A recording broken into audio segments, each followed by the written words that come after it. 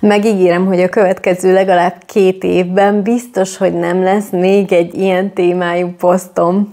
Szia, Molnár Viki vagyok, és nem tudok elmenni amellett, hogy június 9-én választások voltak Magyarországon. Választottunk főpolgármestert, polgármestereket, EP képviselőket, nem tudom én még, hogy mit. És tényleg nem politizálni akarok, hanem mindezt az egész felhajtást, ezt az egész cécót az érzelmi intelligencia szempontjából szeretném egy kicsit megvilágítani, mert hogy van ennek ilyen vetülete is. A lényeg az az, hogy gyakorlatilag hónapok óta találkozunk az óriás plakátokkal, mindenféle hirdetéssel, a Facebook posztokkal, a YouTube-on mennek a különböző reklámok, és bizony, ha csak ezeket nézzük, és Isten látja, lelkem nálam tényleg nincs bekapcsolva a semmilyen tévének a hírműsora, maximum a Spektrumon nézem esténként, szóval a lényeg az az, hogy nem tudunk elmenni emellett a dolog mellett, és bizony befolyásolnak bennünket, és manipulálnak bennünket. Ez a könyv, amivel most már nagyon jól haladok, és lassan a felénél járok, nagyon szépen leírja, hogy bizonyos szavaknak, mind a negatív, mind a pozitív töltetőeknek hatással van a testünkre, méghozzá fiziológiai hatása, tehát ha mondjuk látunk egy negatív szót, akkor negatív folyamatok indulnak el bennünk, viszont hogyha pozitív szóval találkozunk, akkor az egy jó dolgot gerjeszt bennünk. És például a könyv az pont a gyilkosságot írja le, hogy ott az agyban egyből elindul egy olyan folyamat, ami negatív dolgot generál, tehát verejtékezés, dühöt, stb. Na most nyilván, amikkel találkoztunk most úton, útfélen, ennek ugyanez a célja, hogy a negatívból a negatívra asszociáljunk, viszont a pozitív szónál egy pozitív dolog felé mutasson ez az egész érzelem, és ha csak ezeket nézzük, hangsúlyozom, akkor könnyen hozhatunk egy olyan döntést, hogy mire is adjuk le a voksunkat. Ezért nagyon-nagyon nem mindegy, hogy mennyire vagyunk tájékozottak, és mennyire nézünk utána a dolgoknak. Ez az egyik része. A másik, amiről beszélni szerettem volna, és szintén az elmúlt hónapoknak az eredménye, hogy felerősödött Magyarországon egy olyan hullám, egy olyan újfajta irányzat, ami talán reményt adhat a változásra, és most nagyon sok ember reménykedik abban, hogy itt valami újfajta dolog jöhet. Nekem magamnak is van olyan családtagom, aki most rendkívül lelkes ez irányban. Én azonban ezzel kapcsolatban óvatosságra intenék mindenkit, mert számomra kérdéses az, hogy ez vajon túlmutat-e azon, hogy ez egy érzelemgenerálás, és csak arról szól, hogy felfokozza az érzelmeket az emberekben, és majd amikor oda jut valaki, hogy lesz lehetősége cselekedni, akkor ezt valóban meg is teszi-e. Mert hogy pont ma találkoztam az Instagramon egy nagyon jó kis idézettel, és annyira idevág, hogy valószínűleg nem véletlenül jött velem ma szembe, hogy a legtöbb hibát akkor azért követjük el, mert érzünk akkor, amikor gondolkodnunk kellene, és gondolkozunk akkor, amikor éreznünk kellene. És nagyon érdekes ez, mert valóban az érzés az megvan bennünk, hogy talán lehet remény a változásra, és jöhet valami új. Viszont, hogyha valójában belegondolunk, akkor ez a rendszer már olyan mélyen bele van itt ágyazódva mindenhol a különböző területeken, hogy nagyon kevés esélyt látok arra én személy szerint, hogy itt bármilyen változás elérkezzen.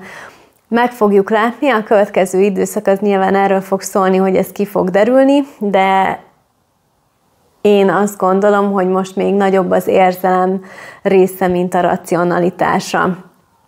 Az is egy tök érdekes dolog, és akkor ez már a harmadik ezzel kapcsolatban, hogy szülőként milyen példát, milyen mintát adunk át magával a választással, ez az egész szavazással a gyerekeinknek. Egyáltalán elmegyünk-e szavazni? elmondjuk-e, hogy kire szavazunk, megmutatjuk-e a gyerekünknek, hogy ez hogyan is működik. Lát-e olyasfajta konfrontációt családon belül, ami mondjuk emiatt a dolog miatt alakul ki. Mennyire vállaljuk fel nyíltan és szenvedélyesen az érzelmeinket. Én azt gondolom, hogy szülőként mindenképpen feladatunk az, hogy a gyerekeket egy picit felvilágosítsuk, és rendbe tegyük a gondolataikat, mert hogy ők is nagyon-nagyon sok ilyen hatásnak vannak kitéve, ahogy nézik a különböző csatornákat, a médiát, és tárgyilagosan, értelmesen el lehet nekik mondani, hogy mi zajlik, és mi ez az egész, viszont azt gondolom, hogy befolyásolni nem feltétlenül kell őket, majd eljön az idő, amikor ezzel kell nekik foglalkozni, vagy akit érdekel, az biztosan előbb is fog vele foglalkozni, de azt gondolom, hogy szülőként érdemes egy picit helyre tenni bennük ezeket az érzéseket, és azt, hogy egyáltalán ezzel a témával kapcsolatban mi is az igazság, és tárgyilagosan elmondani nekik ezt a helyzetet, mert hogy tényleg nagyon sok dezinformáció kapnak nap mint nap ők is. Na és akkor ennyit erről a részről. A könyv, ami tényleg nagyon-nagyon szuper, és két olyan dolgot is ír le, ami az egyik a remény, amiről most már beszéltem az előbbiekben, hogy mennyire fontos az életünkben, és az optimizmus, mert hogy ez a kettő nagy mértékben hozzájárul ahhoz, hogy mennyire vagyunk életre valóak, ugyanis nem elég az intelligencia és az IQ, a remény és az optimizmus határozza meg azt, hogy valójában milyen célokat tudunk elérni. Ugyanis amiben reménykedünk, a remény határozza meg azt, hogy milyen nagyságú célokat merünk kitűzni magunknak. Az optimizmus pedig abban segít bennünket, hogy bármilyen kudarc ellenére azt érezzük, hogy mi azt a célt el tudjuk érni, és igenis bármit el tudunk érni. Sokkal életre valóbbak azok az emberek, akikben ez a két képesség magasabb szintű, mint mondjuk egy pesszimista, reménytelen embernél.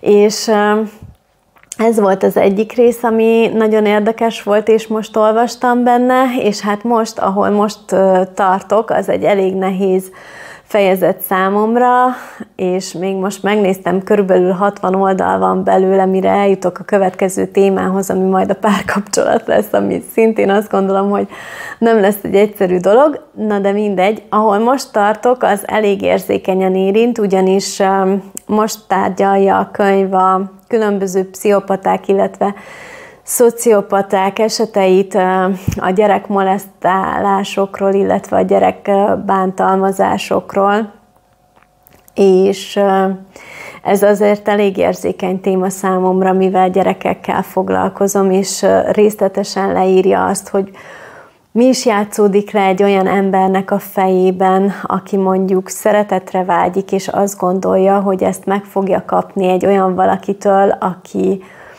nyilván kisebb és gyengébb nála, és nem tud úgy ellenállni, mint mondjuk egy felnőtt, és leírja a könyv azt, hogy gyakorlatilag az agya teljességgel blokkolja azokat az érzelmeket, és azokat a gondolatokat, ami egészen a folyamat megtervezésétől magáig a cselekvésig bezárólag, ami arra irányulhat, hogy beleképzelje magát az áldozat helyzetébe, és esetleg ez meggátolja abban, hogy elkövesse ezt a cselekményt. Tehát nem is foglalkozik egyáltalán azzal, hogy milyen érzés lesz majd annak a valakinek, akivel ezt a dolgot meg akarja csinálni. És az volt még nagyon érdekes, hogy azokkal az elítéltekkel, akik ilyen cselekedeteket követtek el, csináltak Amerikában egy börtönben egy kísérletet, és egy ilyen érzékenyítést próbáltak velük csinálni, aminek az volt a lényege, hogy mutattak nekik olyan videókat, amiket ilyen bűncselekmények áldozatai vallomásként felvettek, illetve le kellett írniuk magát az egész eseményt az áldozat szempontjából, amit ők tettek a másikkal, és aztán pedig el kellett mondaniuk azokat az érzéseket, amiket szerintük érezhetett az áldozat eközben. És ezzel az érzékenyítéssel állítólag elérték azt, hogy akikkel ezeket megcsinálták, ők sokkal kevesebb számban estek vissza ebbe a bűncselekménybe, mint azok, akik nem csinálták ezt végig. Úgyhogy ez egy nagyon-nagyon jó jel. Én remélem, hogy ezt sok helyen bevezetik, vagy már nyilván csinálják is, mert ez a könyv már azért elég régen íródott, de ez tényleg egy nagyon-nagyon nehéz rész, és nagyon rossz olvasni, annál is inkább, mivel nekem is van 2 gyerekem, és ha belegondolok abba, hogy velük esetleg ilyen dolog történne, akkor az nagyon rossz érzést kelt bennem. Úgyhogy haladok ezzel a dologgal. Erre a hétre most feladatot konkrétan nem hoztam, de talán még maradt az előző hetiből, amikor is arra hívtalak, hogy az érzékszerveiddel próbálj meg kísérletezni, és mondjuk minden nap választ egy-egy érzékszervet, és arra koncentrálj, azzal kapcsolatban próbálj meg minél több érzést megélni. Én bevallom, hogy én a szaglást kipróbáltam rögtön, és nagyon-nagyon jó élmény volt, ugyanis van lehetőségem motoron ülni és motorral menni bárhová is, és ilyenkor sokkal intenzívebben érzi az ember az egész környezetet, mindent maga körül, és az illatokat mindenfelé, és nem csak most itt a benzingőzre értem ezt, hanem akár a hal szagot, akár a szemétnek a szagát, akár a menzának, vagy ilyen étteremnek az illatát, tehát, hogy ilyenkor minden sokkal intenzívebb, mondjuk egy motoros utazás alkalmával, mint hogyha csak autóban vagyunk. Úgyhogy ez egy nagyon-nagyon jó dolog, és bátorítalak arra, hogy folytasd. Hogyha még nem kezdted el, akkor megpróbáld ki, mert tényleg nagyon-nagyon jó. Jövő héten megígérem, hogy teljesen politikamentes lesz ez az egész dolog, bár nem tudom, az elején mondtam, de tényleg nem vagyok híve senkinek, meg semminek sem, és nem vagyok egyik pártnak sem a tagja.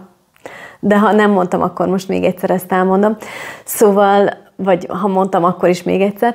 Szóval a lényeg az, hogy jövő héten teljesen más téma, még mindig érzelmi intelligencia lesz, és biztos, hogy akad majd egy olyan dolog, amivel kapcsolatban összefüggésbe tudom majd ezt az egészet hozni. Addig is szép napokat kívánok neked, és várlak szeretettel a jövő héten is. Szia!